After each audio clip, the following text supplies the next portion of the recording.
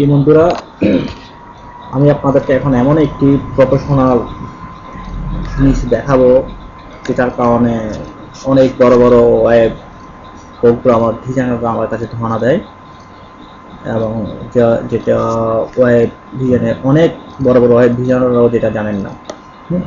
তো আমরা এই টিউটোরিয়ালটির মাধ্যমে আশা করবো আপনারা ওই না জানার দলে আর থাকবেন না।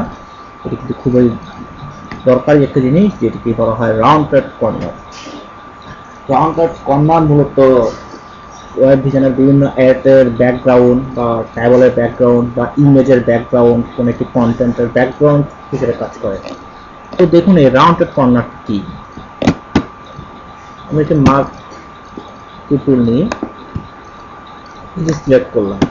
আমরা চাচ্ছি এটার প্রত্যেকটা কর্নারে কর্নারে ভাঁজ থাকবে, স্মুথ থাকবে। এটি কেমনে করব, তো দেখা যাক কেমনে করব। লেয়ার খুব ইজি একটি জিনিস, যদি জানা না থাকে তাহলে অনেক হার্ড।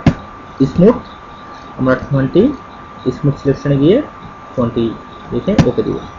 দেখুন চারদিকে রাউন্ডেড হয়ে গিয়েছে। আমরা এখান থেকে এবার ধরুন একটা কালার দিতে পারি,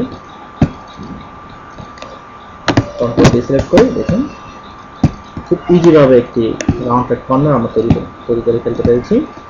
এটি আমরা বিভিন্ন অ্যাডের ক্ষেত্রে বা ওয়েবের বিভিন্ন টেমপ্লেট ইউজ করার সময় আমাদের এই জিনিসটি খুব লাগবে।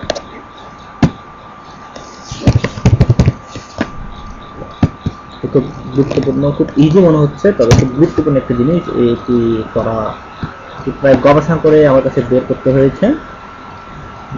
ফটোশপে তো অনেক অপশন রয়েছে, ঘাটাঘাটি করতে বের করা হয়। তো আমার এই গবেষণার সফলতা আমি আপনাদেরকে দেখে দিলাম, এটা আপনারা খেয়াল রাখবেন। দেখবেন অনেক বড় প্রোগ্রামার, আপনি যদি জানেন, কাউকে বলেন যে আপনি গ্রাফিক ডিজাইনার, সে হয়তো আপনাকে জানতে চাইবে যে রাউন্ডেড কর্নার আপনি তৈরি করতে পারেন কিনা।